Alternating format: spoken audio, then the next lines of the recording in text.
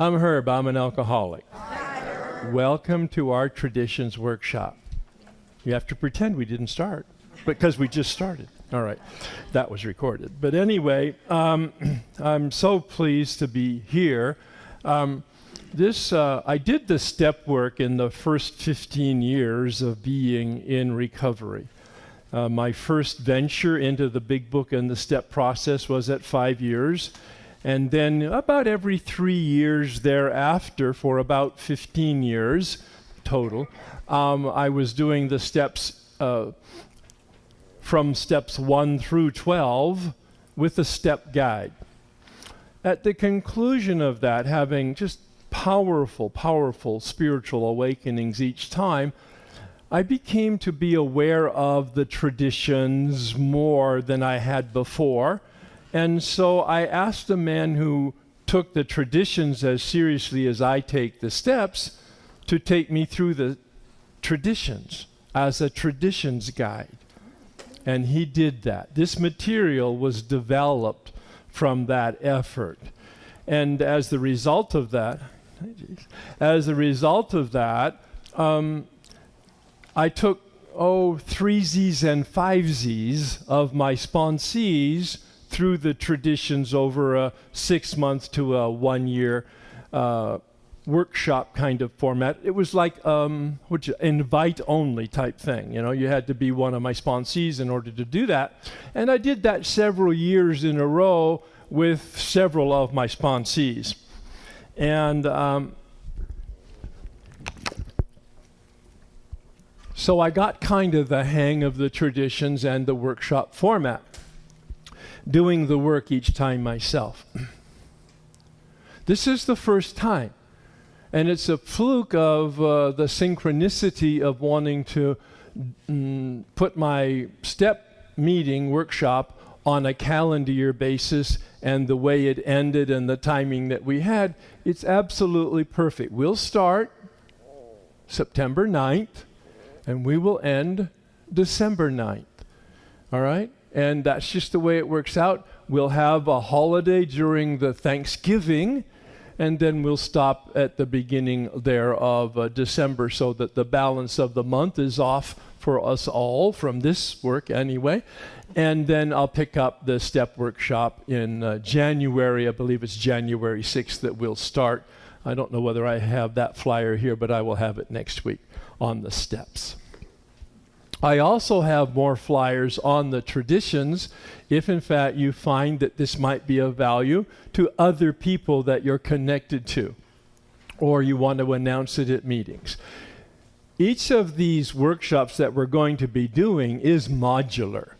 All right, although there is a connectivity, one tradition to the next, it builds organically, it's not like the step work, where you can't just parachute into the 4th step legitimately without having done 1, 2, and 3. Here you could in fact come into the 4th tradition and learn about it, and if you were interested, continue with the traditions and then maybe recycle yourself or listen to the recordings type thing. So just because they miss the orientation doesn't mean that, oh, I'll have to wait till the next time. I don't anticipate a next time.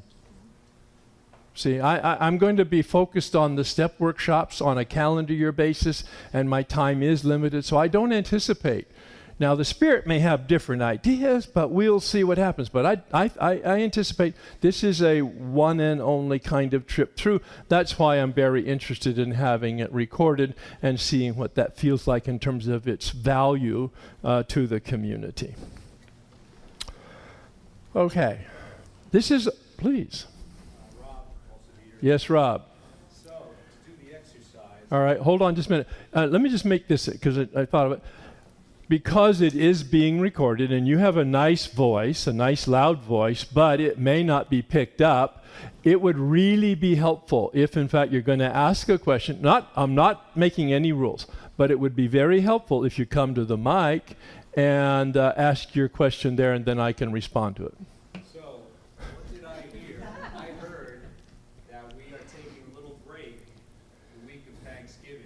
That's correct. What that means is the Tuesday of Thanksgiving week, we're not meeting. That is correct. All right, the implication for my, let me hear that. Thank you. Thank you. Yeah, that's a clarification. We will not meet the Tuesday of Thanksgiving week. Thank you. All right. And that, right, it's good. Good judgment. Thanks. So this is a workshop. You've been maybe exposed to my STEP workshop. You know that there's a lot that happens in terms of the teaching, but there's more that happens in terms of the work that you do. It'll be the same with the tradition workshop. The emphasis on the work, not the work that I do here and the teaching that I do here or the facilitating that I do here, but the work that you do in between the Tuesdays. All right? And well, before we do that. So the first piece of work will begin right now. I would love to establish a baseline. You've come here for a reason. Many people saw the announcement. Some people even said they would come, I'm sure, that didn't come tonight for some reason or other. But you saw it, you heard about it, and you came. Here's the question. It's a simple question, but hold it. Don't just ready, fire, aim, right? Hold the question. It's not a complicated question. Hold it for 30 seconds as you pause and really get to your heart and ask yourself this question. And then once you've asked it and allowed it to percolate for just 30 seconds or so, then write out an answer. Why did you come to this workshop? What are you expecting? What is the need that you're responding to in you or your program? Pause, hold it, breathe, and then when you're ready, write out a sentence or two. If you want to do more than that, that's terrific, or save it for when you get home, but I'm going to start back up again in just a few seconds.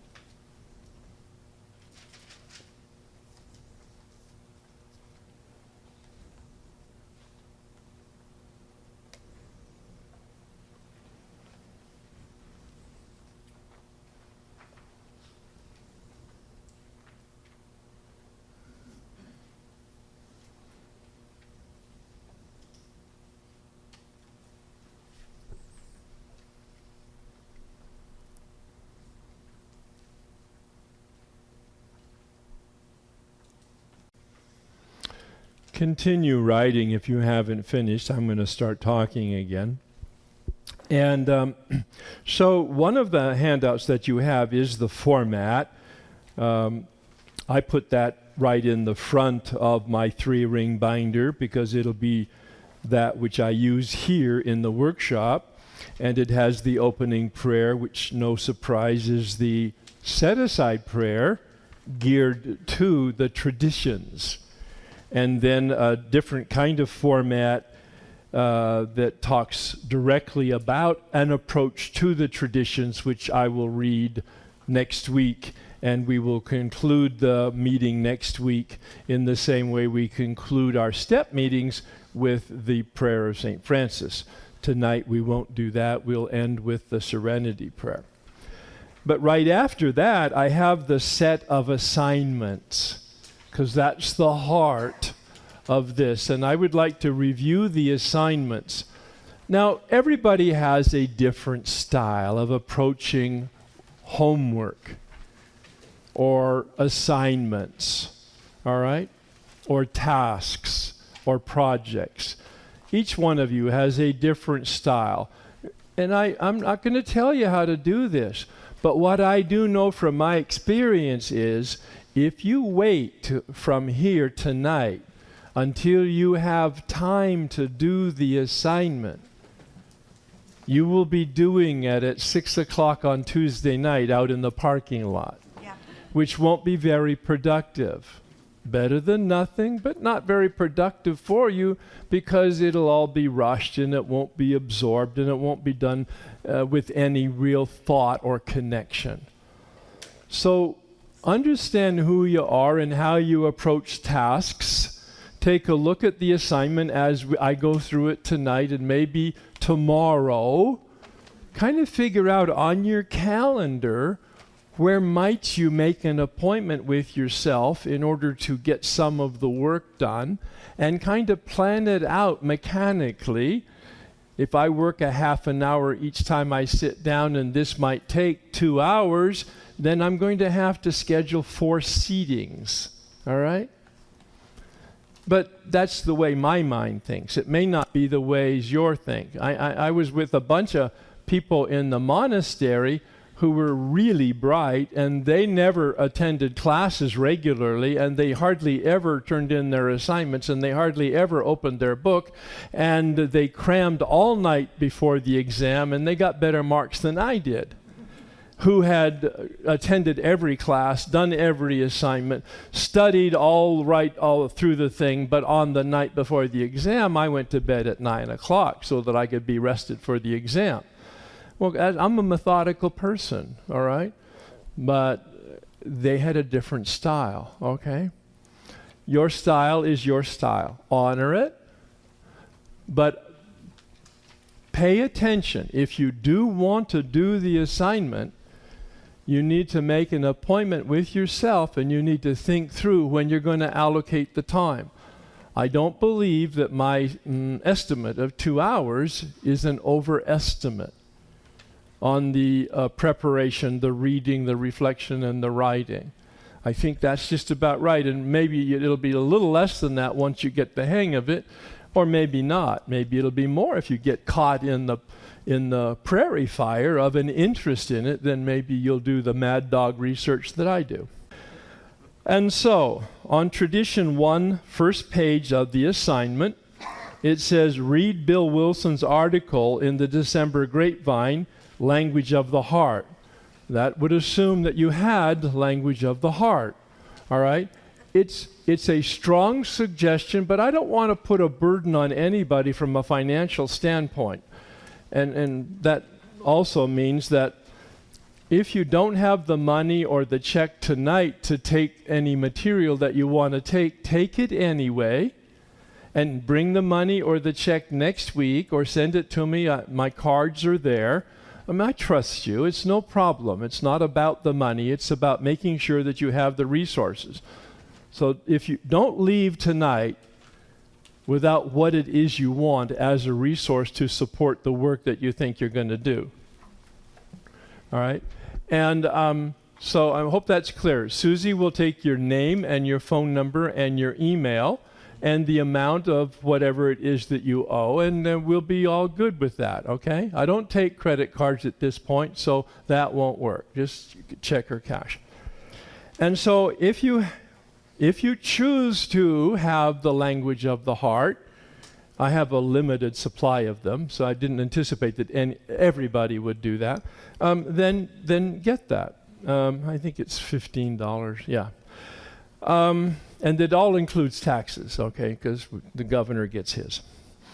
The second piece of the assignment is the most important, and that's the 12 and 12. And I really want to strongly suggest, I can't imagine how you would do this workshop without that.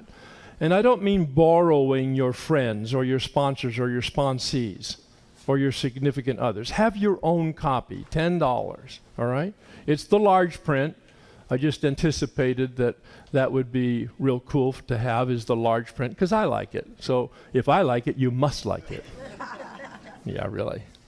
You have the 12 traditions illustrated, and I'm suggesting that you do this in the order that I'm giving it to you. because the language of the heart is printing the articles that were written by Bill in 1947. The 12 and 12 wasn't completed and published until 1952. So I'm doing it kind of chronologically so that you see how it builds and to see if there's any sort of difference in the flavor of it. And then we're through with the books, unless you want to look at Dr. Bob and the Good Old Timers, AA Comes of Age, there may be one other one there. And periodically through the series, I will bring in handouts or I will bring in brochures that I'll be distributing, all right? The brochures, they're not that expensive, so I'm happy to try to provide those for you. The books, not so much. You will need a dictionary, more than even with the STEP workshop. I'm recommending a dictionary. So it says, what is the principle of humility? Define principle, define humility. Please take these directions seriously. It's not you sitting back saying, gee, I wonder how I define that. Ah, principle, yeah, the head of the school. That's a different spelling, all right? That's a A-L, not a L-E.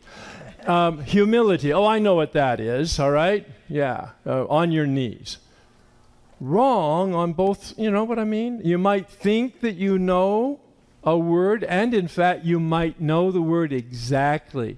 But when you look it up in a dictionary, or lots of you who are technological, look it up in your Google search and get more than you ever wanted to know, you will get nuance, and you will get flavors, and you will get word roots that will give some real nice spirit and meaning to the word. So please use the dictionary. And not only just read it, but then write it, all right? Then there's a series of questions. How do these apply to my life? Because this isn't a workshop preparing you to understand the tradition so that you can go into the general service structure to do work. That's not the point of it. Although the traditions certainly guide and are principles to guide the work of the general service structure, that's not the way we're going to be studying it here. We're going to take it as an extension of the 12th step that says practice these principles in all our affairs, and we're going to see the traditions as spiritual principles that apply to me, spiritual principles that apply to my relationship with you, spiritual principles that apply to my relationship to my fellowship, my group, and the group itself, and the group and the groups among each other. All right? And perhaps even in your community. A general application of the spiritual principles in your life, with yourself, with other people, and with the community at large. So it'll have that kind of flavor. And so the questions are pretty repetitive. You'll see a formula here. How does this particular paragraph or principle, humility and the principle itself, apply to AA at work and my personal relationships with my family and with my friends? Write a paragraph how I can contribute to and where I fall short in achieving substantial unanimity.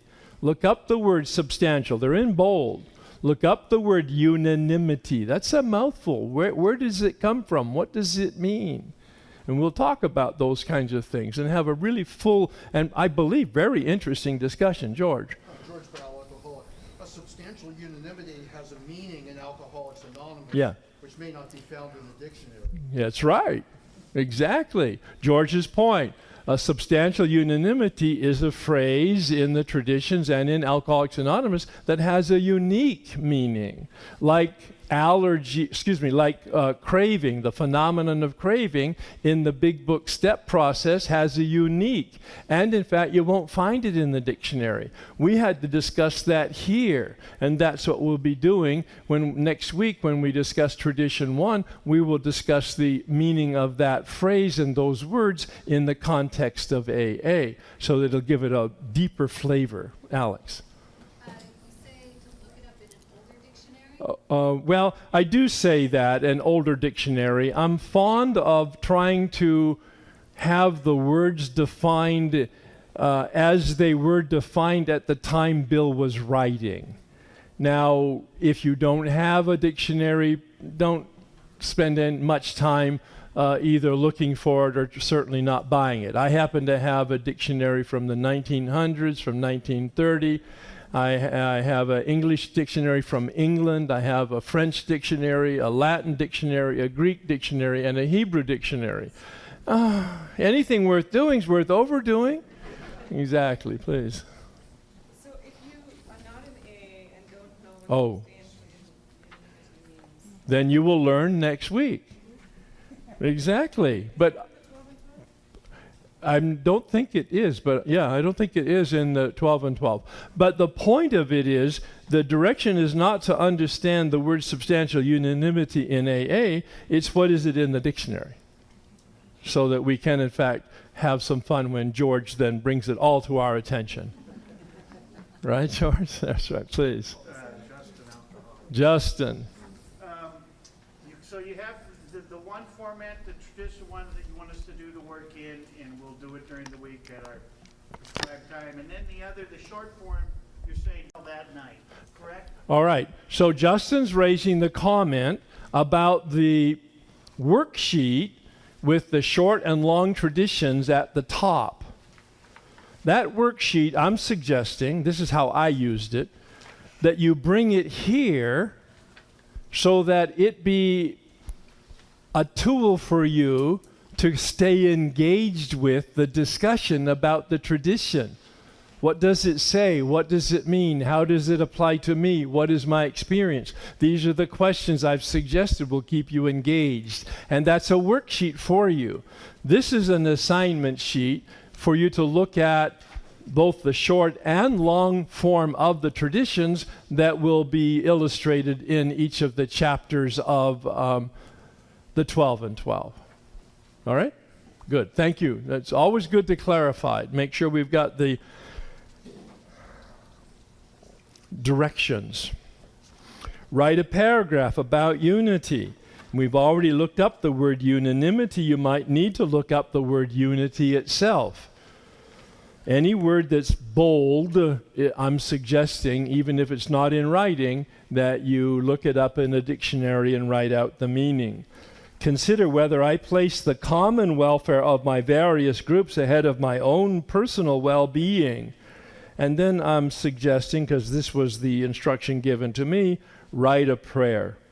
See, underneath each step is powerlessness. Underneath each tradition is powerlessness. That is, it's setting a vision statement, it's setting a goal, it's setting a guideline, it's setting a principle. Right. Not necessarily do we achieve that 100%, like with the steps. I am powerless to actually experience powerless until I go through a process, and the alchemy of grace and willingness will give me an experience. My first experience in the step one was in my first year, and I looked at the drama in my life, and I said, I must be an alcoholic. I go to jail. I black out, and I do embarrassing things. I must be an alcoholic. Well, that doesn't make me an alcoholic, as most of you know from doing your work in the first step. All right, what makes me an alcoholic I didn't discover till I was 5 years sober, that I have an allergy, and that was it. And then 3 years later, I did the work again with another man who knew that I didn't know anything about the obsession. And he helped me have an experience with the second part of the first half of the first step. What's wrong with my mind? And then at 10 or 11 years of sobriety, going through the work again with another man, he knew that I didn't know about unmanageability, and he introduced me to the set-aside prayer and the bedevilments and the material on pages 60 and 62. And my world imploded. I'm 10 years sober, having had 2 major spiritual awakenings, and yet I was still asleep to the true nature of unmanageability. All right? And so we're suggesting here a prayer be formed after you've done all your reading and all your reflecting and all your writing, that you create then a prayer that includes God and perspective and the other words that are on that page. All right? Well, I'm going to read it for the tape. Small part of a great whole, personal usefulness to others, and unselfishness. So then I'm going now to the next set of material, and that's the worksheets that I've talked about that you bring blank to the workshop so that you can then use that here to assist you to sort of stay focused on what the discussion is. And the final piece, at least the way I've laid it out in my three-ring binder, is the checklist from the AA Grapevine, which has questions on each of the traditions. Now, it may be that you want to incorporate doing that before you actually answer the final question. I can see that from a logical. Oh, I have it actually. Number 7. Reflect on the grapevine checklist and then do the final piece of that made chronological sense. Okay, so we're going to pass the basket, and I've suggested that the donation be $5, knowing that some of you can't afford anything, and that's just fine, and some of you can afford that, and the average will work it out so that we can pay the rent. We have a smaller group, although not much smaller than what we ended up with last year or earlier in the step process, so we'll see how we do with that. So target 5 and put in what you can afford, and if you can't afford anything, know that you're taken care of by the community. That's how we do it here, all right? So, yes, Monisha. What's the thing you just said just now? I'm not sure. What did I just say? Sorry, the assignment you read from the sheet and I don't hear this. The assignment is tradition number 1, and I had not emphasized point number 7, which was the grapevine checklist. I had begun to introduce it out of order. And then point number 8 is to prepare a prayer based on your overall review. All right? Yeah, thank you. All right. So, any questions or comments so far? Rob? To clarify on the reading assignments, what I heard, and I won't go into that again, but there are two assignments that include DSO pamphlets, the AA group, and anonymity. And I believe you said that those will be supplied by you. I'm not sure what your question is, but you have what is going to be supplied by me. You need to purchase the 12 and 12 if you don't have one. You need to purchase the language of the heart if, in fact, you don't have one and you want one. Okay. There are two additional pamphlets in the reading assignment. So I don't see 2 additional pamphlets. Where are they? tradition 5, number 4. No, tradition 5, we're not there. Stay with tradition 1. Okay. Yeah, stay with tradition 1. All right? Thank you.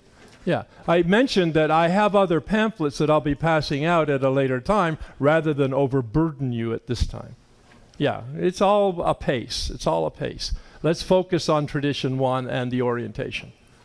My name's Bob. I am an alcoholic. Ba. So this is the information that we're going to do tonight. Is it due next week or in 2 weeks? When do we meet next? Next Tuesday. And what tradition will we be working on next week? 1. So do it before next week. Okay. Yeah, this is an assignment for tradition 1. You do the reading, you do the reflection, you do the assignment, and we come together to discuss it. Yeah, yeah. But I see the logic of that, because a lot of times with my step work, I would give a teaching and then an assignment and send you out to do that. So I can see that. But I'm glad you asked the question to clarify what the protocol is. We're making it up as we go along, but I've got kind of a feel for it. Yeah, good, thank you. Monish. So if you're not from AA, Oh, yes. what is the grapevine? Okay, what is the grapevine? Oh, see, it wouldn't have occurred to me to ask that question. All right? It's the magazine that's published monthly by the General Service Office that has stories in it and newsy kinds of things, and it's like that, published monthly, and people can buy it at meetings. I don't know whether Al-Anon has a comparable publication. Yeah, they do. Okay. So that would be, what is the name of it? The Forum. It would be the same as the Forum. Richard. You can also get it by subscription, and it's called The Meeting in Print. The Meeting in Print. And I don't want to, anyway, yep, good. So this handout is basically something that was... It was included in the 1947 grapevine. Yeah. And so that comes from there. You don't need a grapevine. You don't need to know anything more about the grapevine. You have what you need. Please. Yeah, I have a question about the material. I'm Rob. Well, why isn't it okay. on? All right. Thank you. It's on. Hear me? Yeah. Okay. Yeah, I'm Rob. I'm an alcoholic. When you say that, you know, we're going to learn to practice the traditions in all our affairs, I'm mindful that when the 12-step was written, the traditions had not been formulated That's yet. correct. And I guess I'm having, coming in here, not knowing a whole lot, the traditions were formulated to preserve the community. Well, And- that's originally what they were for. I'm suggesting they have a broader use Okay. because they are spiritual principles Okay. that will so- apply to you and to your relationships with other people. So this is something that developed in the AA tradition, but I don't believe it was the original intention. I don't know, actually, Yeah. what Bill's intention was, but that's a question as I go through these Yeah. assignments now, Yeah. looking again at the history. I'll Yeah. be looking at that to see perhaps what his consciousness was when Yeah. he was developing these, whether he had anticipated that this would be sort of a personal development tool, or whether it was Thank you. just for the AA organizational Perfect. structure. It's a good question. Perfect. Thank you. Yeah, it's wonderful. Yeah. Well, in fact, yeah. Did you have your hand up? Yeah. All right. So this book Yeah. is just basically... She's holding up Language of the Heart. is basically all Bill's writings. It's some of Bill's writings. Mm-hmm. Yeah. Okay. So the way the traditions began to develop, Bill was in the midst of publishing the big book and organizing AA locally and nationally, and then it began to develop internationally. And some guy in the early 40s came up from Florida, and he said to Bill, so how are we going to prevent happening to us what happened to the Washingtonians? And Bill said, who are the Washingtonians? Well, here's a guy who's the founder of Alcoholics Anonymous, who is really bright and has dedicated his entire life to recovery from alcohol and is organizing it, all right? And he had never heard of the Washingtonians. That's how extinct the Washingtonians were at 1940. In 1840, when it started, within 4 years, they had a group of guys in a tavern who were tired of drinking, and they said, let's form a community to support one another, 1840, and we will eliminate our drinking problem together. And they were somewhat successful in the beginning, so successful that in 4 years, they had 300,000 members. 1840, no radio, no television. I'm not sure about telegraph, certainly no telephone, all right? 1840. And yet in 4 years they had 300,000 people. And we know when the big book was published, after 4 years they had 100. With all of the technological devices of communication. So the Washingtonians were clearly doing something very well in the beginning. In fact, Abraham Lincoln addressed one of their national conferences. I mean, this was a substantial group that rose very quickly and was extinct in 10 years. And Bill did a little research to find out what had gone on. They promoted personalities. They got people who were really bright and articulate and charismatic to represent them at the public level. And they said, if it works for alcohol, why not women's right? And if it works for alcohol, why not abolition of slavery? And if it works for alcohol, why not abolition of alcohol? And they went on a political and a social do-gooder campaign, and of course the thing blew up from its own energy, all right? And so Bill then began to take seriously the letters he was getting from the groups around the country and around the world. When he was responding, he was thinking about what would be the experience and what would be the group conscience, and they would do a little assessment in New York, and then they would respond in a letter describing certain principles. Bill never wanted to take a position that there were rules and regulations or mandates of any kind, or even suggestions. They stayed away from that. They just shared our experience, all right? And so when, in fact, he did wordsmith the traditions and want to get them published, people were just aghast. They said, no, Bill, you've already written 12 steps and we only had 6 in the beginning. Yeah, and now you've written a book, for God's sake, and you've created an organization. We don't want any more organization. We don't want any rules and regulations. And Bill said, the traditions are not rules and regulations. They're the combined experience of the membership as to what works and what doesn't work. He said, Alcoholics Anonymous will never need rules and regulations because there's only 2 disciplines. One is alcohol and the other is God. And you're either going for one or you're going for the other. Those are the only disciplines in Alcoholics Anonymous. No rules, no regulations, no hierarchy. All right?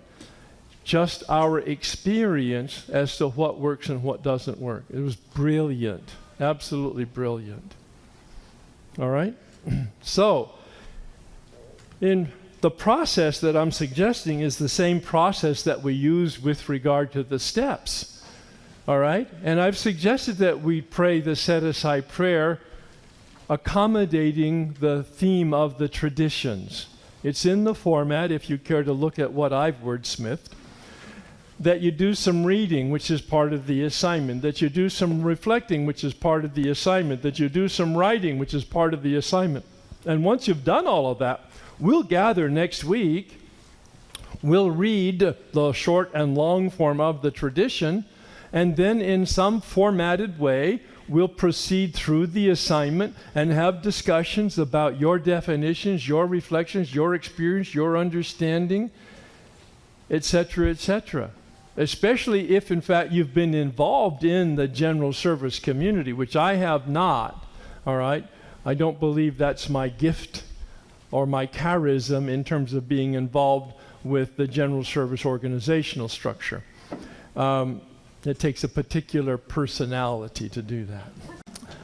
And we'll discuss that here, but as the man suggested to me, he said, don't come at it like you've done every other academic thing that you've done with your head. Come here with your heart, with an open heart. Listen to your experience. Listen to to the Spirit. Listen to your intuition and your inspiration as you're going through this work. And I would recommend that same process then for you all as we go through this. Bill had the genius, I believe, whether he was conscious of it or not, to construct a 12-step program, as you know, from my model, that addresses the human being in 3 parts. All right, the step process, which was what he called the first legacy. This was his first gift to the community of humanity. He calls it formally the first legacy. All right? Legacy, gift, or whatever. And of course, the traditions are the second legacy, and the concepts are the third legacy. We'll come to those in just a minute. But as we saw from the step way that I approached the model of the steps, we have a physical disease, we have a mental disease, but most of all, we have a spiritual disease. This is who we are as human beings. We're material, but the thing that distinguishes us as human beings is that we have a mind that knows and a will that decides. This model holds up for the first step, but each step and the entire step process, as I see it and have experienced it and have communicated it. But it also holds up for the traditions, which is the second legacy. Now, this was developed and approved in 1950 by the First International Conference, these 12 traditions, as guidelines for conduct within the group and between groups and among the groups. And the primary purpose, the one word that you'll hear a lot about, that's why the dictionary work is so important, is unity. In the same way that the primary purpose of the steps is transformation, spiritual awakening, finding God, the primary purpose of the traditions is unity. Think of one body and the cellular structure and the functionality of the various organs, but how they are all integrated in one body. That image, that metaphor, that mental image will give you a real sense of the purpose of the traditions. It's so that all the various parts of the one body, the community of humanity in this particular fellowship, all right, can operate and survive harmoniously. Unity is the key. Unity is the key. Very analogous to the body system, all right? And the third, of course, legacy are the 12 concepts of service. So once Bill had established that the individual can survive and flourish from their alcoholism, the group can survive and flourish in terms of the group dynamics. But how do you run a business that is a non-profit spiritual organization? And he developed the 12 concepts, the third legacy, which is the ability to run a non-profit spiritual organization. It's brilliant. I usually carry a couple copies of the manual, of the concepts in the manual. I forget the exact title of it. The what? The general service. The general service manual for and the concepts, because he's actually even got job descriptions and functionality and protocol for communication. It's brilliant. I mean, the steps are brilliant, the traditions are incredibly brilliant, but when you read and study the concepts, I've actually done workshops on the concepts, you can see the innate brilliance, the way that Bill could see the integration, and he had this wonderful vision that, in fact, AA has incorporated. So we have 3 parts of the human being, we have 3 parts of the program, we have 12 principles for each part, therefore we have 36 spiritual principles. All right? During this workshop, in contrast to the step workshop, we're going to be looking at the 12 principles represented by the 12 traditions. And this was approved, these concepts were approved in 1955, which was the second international conference. And AA had come of age between these two events to its full maturity. Anybody have any questions about that? Please, Corey. Oh, there it is. You gave this to me 2 years ago. Well, there you go. There you go. Corey's very entrepreneurial. He's trying to create his own business. And there's no reason that we couldn't take a look at this as a model for creating a functioning business. Not necessarily having a spiritual mission, and certainly not necessarily a nonprofit mission, right? Yeah, for sure. But still, there's some wonderful spiritual principles that just relate to and correspond to our humanity. All right? The true self, not the false self that unfortunately our culture is built on. Monisha. So, when you were talking just now, you said that traditions were for each group and for the groups to relate to each other, Mm-hmm. right? But in this handout that you have on tradition one, you say the questions are in terms of humility or whatever, at work and my personal relationships. Yes. Because I'm taking it beyond the original intent. All right? And that was the point that you all made there. He made the point that the traditions were formed for a reason, and that was for the coherence of the groups themselves within the group and then among all of the groups. But there's been a lot of work done in the last probably 40 plus years of applying the traditions to relationships. There's a woman from, I think, Georgia or Arkansas, who does wonderful workshops on practicing the traditions in your relationships. And she takes a whole spin that just focuses on that part of it. I have some material which I will bring here on that for those of you that might be interested. Nicole. Nicole, Al-Anon. I feel like Al-Anon really focuses on using the traditions in relationships as well. So, I just wanted to throw that out there. You what? I just wanted to throw that out there. Sure. Al-Anon copied AA, except for their love of the big book. There's a lot of, but anyway, I won't go into the controversies. Manish. I guess the reason I asked that question was that, in some of my meetings, sometimes AA folk would throw out some of the traditions. What? So in some of my fellowship meetings, Yes. AA, people who've been in AA also Yes. would use the traditions. Oh, when you say throw out, you mean talk about. They would like, You see how I heard that. so they would reference a tradition in a very practical way that applied to everyday stuff. And it was very eye-opening. Like, for example, That's what we're doing. we're self-reliant on our own contribution, and there's a million ways to interpret that. Yeah. I don't depend on others for my self-esteem and worth and value. I'm financially self-supporting, whatever that may be. And so for me, that's, I think, one of the pieces that was really interesting about doing the traditions, because I've seen that and maybe one other tradition applied in ways that were completely outside of just what you read by rote at a Yeah. meeting. And so is that something you'll do in this workshop? That's the whole point.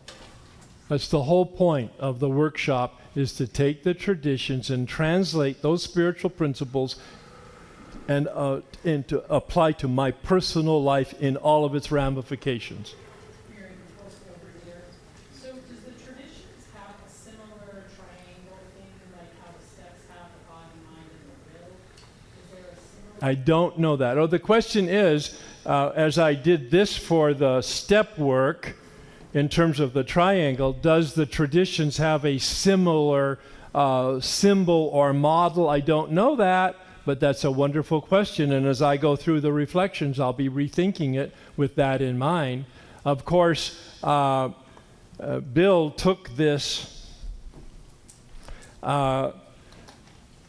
three-part process and he put a circle around it with the original AA logo, the circle being an ancient symbol for infinity or for divinity or for representing a symbol for God or higher power, and he put AA straight in the midst of that. All right, the three parts. The Al-Anons, who learned a lot from AA, I mean, really seriously, it's wonderful what they've done, have taken the symbol and they turned it inside out. They took the triangle and they put the circle in the middle. Both wonderful mystical representatives and symbols of the mystery. Where you have the symbol with the triangle in it, you have transcendence. All things. God is everything, right? And where you have the circle inside the triangle, you have immanence. The spirit of the universe underlying the totality of things. These are phrases from the big book. Bill had wonderful mystical insights about the spiritual realities, calling it the fourth dimension, right? And so this symbol here represents at least a couple approaches to really, really solid theology. All right, but that's a distraction. So the traditions were created as guidelines because the groups are filled with human beings. And you know who we are. You saw that in the step 4 inventory. Instincts gone awry, anger and fear and inappropriate sex and dishonesty, camouflage or freeze, survival instincts at the reptilian level, right? All about selfishness and self-centeredness. And of course, Bill had already written some parts of the fourth step for the 12 and 12, and he used the 7 capital sins because of his influence from Father Ed Dowling, that Jesuit, who taught him a little about Catholic theology, and that's where that comes from. Well, if the human beings are like that in themselves and the steps correct that, they're going to be like that in the meetings, maybe even aggravated in the meetings with one another, and the traditions are meant to work with that. As the steps work with the character defects of the individuals, the traditions work with the character defects of the group. All right? Brilliant from Bill's standpoint. The purpose of the steps is about rigorous honesty, and the purpose of the traditions is to lead us to tolerance. A real sense of tolerance. Now, step 10 said that's our code, isn't it? All right? Love and tolerance is our code. And so that it wasn't much of a stretch for Bill to go there. The steps restore our humanity, and the traditions return us to our community. And the concepts ensure survival of the spiritual organization. How does it operate? The steps tell us how it works.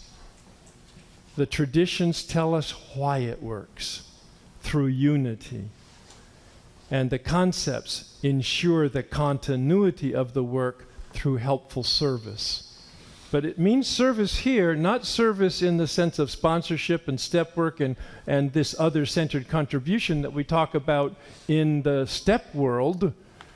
Service in the concept world has a very, very defined and focused meaning. It means a function in the structure of the AA organization. Well, Bill had this brilliant insight also about the organizational structure, and he turned it upside down. Our corporate life, of course, is a hierarchical structure, which works really well in terms of our capitalistic way of living, and I'm saying that as an observation, not in any way commenting on positive or negative. I don't mean to do that at all, but the hierarchy is very clear in a corporation, right? All of the little people here and the managers here, and the directors here, and the unit division vice presidents, and then the executive vice presidents, and then the CEO.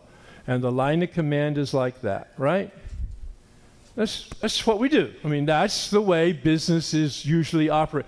Bill turned it upside down, and he said,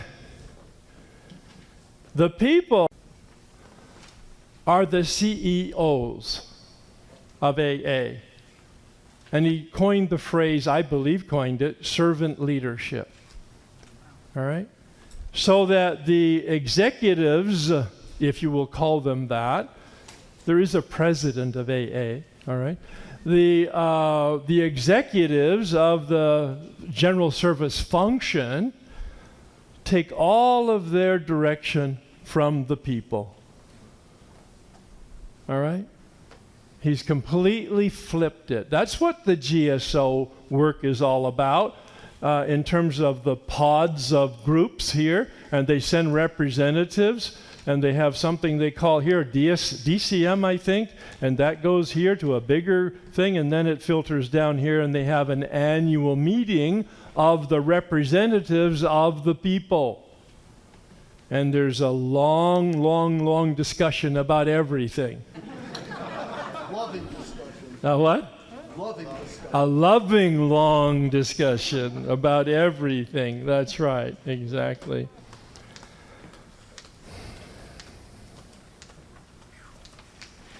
Bill wrote the steps in 20 minutes, and you've heard me share that story. He was in a depression. He was writing how it works. He had written his story. He had a deadline to publish a book, all right? He had a commitment to do that, and he sat on his bed in his depression one evening, went into meditation like the Oxford group had taught him, and he's writing this chapter, how it works, and he said, how does it work? Really, what is my actual experience and my actual history? And he began in literally writing out the process steps as he remembered his own experience. And when he finished this 20-minute meditation on a blank piece of paper, handwritten, he numbered it. And there were 12. And he said, well, 12 apostles, 12 steps, I guess that'll work. He brought it to the community, the fellowship at the time, and they were outraged.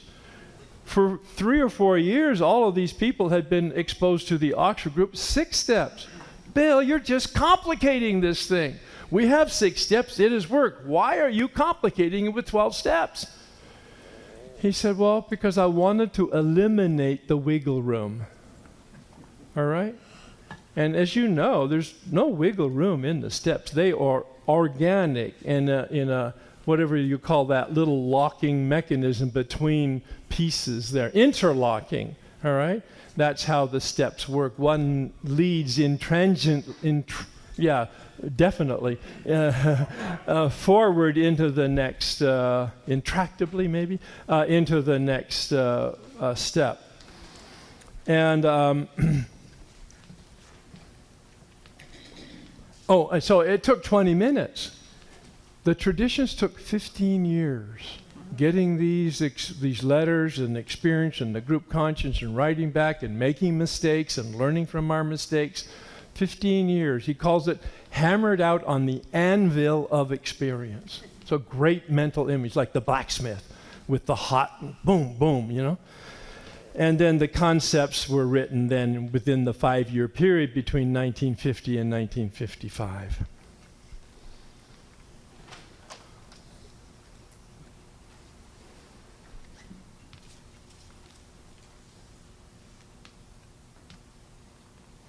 One of the things Bill did definitely attempt was to step away from the Oxford group because it had its roots in an organized religion, and he wanted to make sure that AA was completely neutralized, all right? And so he didn't use any of the vocabulary of the Oxford group in the big book, or not much of it anyway. It's very transparent, so that he could make it open to anybody who wanted to have a spiritual awakening. And we learned from the Oxford group, however, about transformation. We learned from all of this early chaos in AA with all of these groups in the hinterlands. I'll bring in some material that'll just be, and you'll read it in the 12 and 12, just shocking as to the way people had interpreted how to manage drunks. All right? And so we learned from our experience and hammered out these 12 traditions to give us a singleness of purpose. And once again, that harkens right back to this body concept, this unity concept, singleness of purpose. All right? My eye is not independent of my body. It has a purpose for the body's survival. My ear is not independent of the body. Its functionality is for the survival of the body. And so that's the singleness of purpose that the traditions are trying to establish in terms of spiritual principles. And we'll have lots of perhaps exciting conversation about some aspects of and interpretation of some of the traditions and their application. He talks about the character defects of the individuals as personal glorification, ambition, exhibitionism, intolerance, and attachment to money, property, power, and prestige, complacency, and repeating mistakes and not learning from them, instincts gone awry. Well, if you've done your 4-step inventory out of the big book, you know exactly how that applies.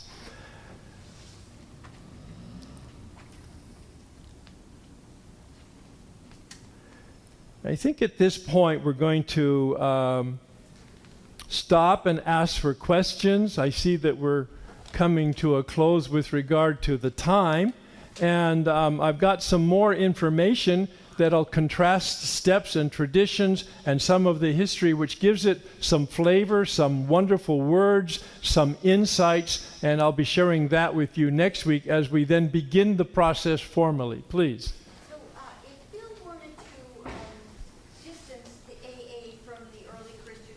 Yes. Did the early AA group say the Our Father? I have no idea. Yeah, the question is, did the early AA groups say the Our Father? Probably in Akron, Ohio, for sure. On the podium, they had the Bible.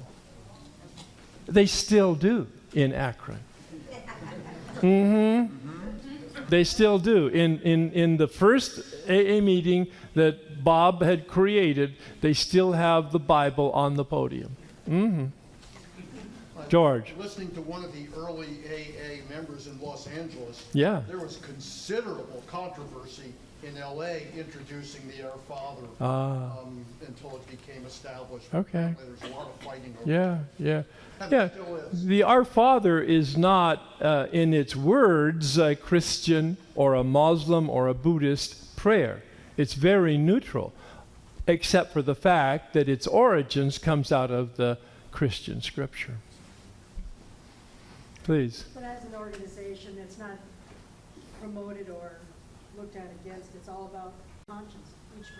Each group is independent. Again, the beauty, the silver bullet of AA, the Bill's concept. We don't have any dogma. We don't have any theology. We suggest, if you're powerless, that you find power, and when you find it, we suggest you give it a name. That's it. All right? You get to choose. Exactly. Thank you. Please. Candy alcoholic. Candy.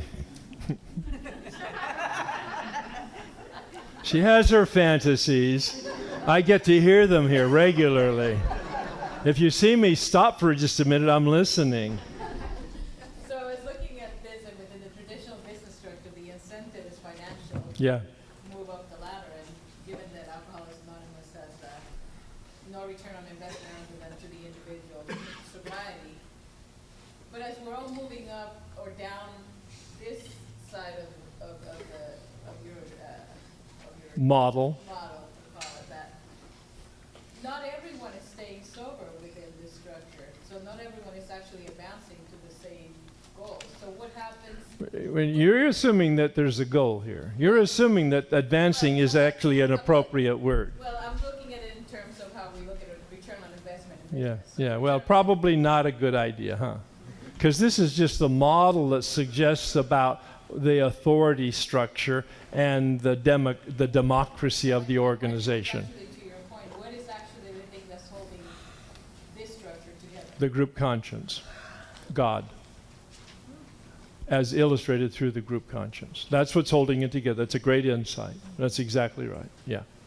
So we're gonna talk more about that, especially when we get into some of the later traditions. Please. Joe Alcoholic. Substantial unanimity is what's holding it together, and that's why it's so much bigger at the top. Say it to me again, please. Substantial unanimity is holding it together. That's why it's larger at the top. Yeah. Unanimity. Yeah, we'll be talking lots more about that. In each of the traditions, we will see the theme of unity in each of the traditions. And we will see the theme of different aspects of the spiritual principles. So it's just like everything else, like the step work. In step 1, we all really wanted to hurry up and get to step 12, and it took 12 months, and some of us actually got there. Yeah, right. So it's an organic process. We'll eat this critter a little bit at a time, right? All right. So I really appreciate the launching of our new ship and our new workshop here. I hope you come back. You're welcome to bring people. We have plenty of room, and we have plenty of handouts. If you want to take some for other people, please do that. And if you want to purchase some stuff, or you want to just take it and bring the money next week, it's fine. And Jason? We're out of handouts. We're out of what? Handouts. Handouts. Yeah, We're out of most of the handouts. and we're out of language of the heart. And we're out of language of the heart. So I'll bring some more of whatever we're out of next week. So we don't, yes, please. Dave, is that it? David. At silkworth.net, they do have that article from Language of the Heart. Thank you. Silkworth.net, the assignment article is there. All right. Thank you. There you go. David, have you established anything online as far as the homework assignments? No, I haven't. Do you anticipate to do that? Yeah. I don't know. I'll give it some thought. It's a really good, yeah. Thank you. All right. Thank you. Yes, Susie. A pair of glasses are needing an owner. A new pair. All right. So let's again pray the wisdom prayer, the serenity prayer. And I look forward to seeing you next week. God, grant me the serenity to accept the things I cannot change, the courage to change the things I can, and the wisdom to know the difference.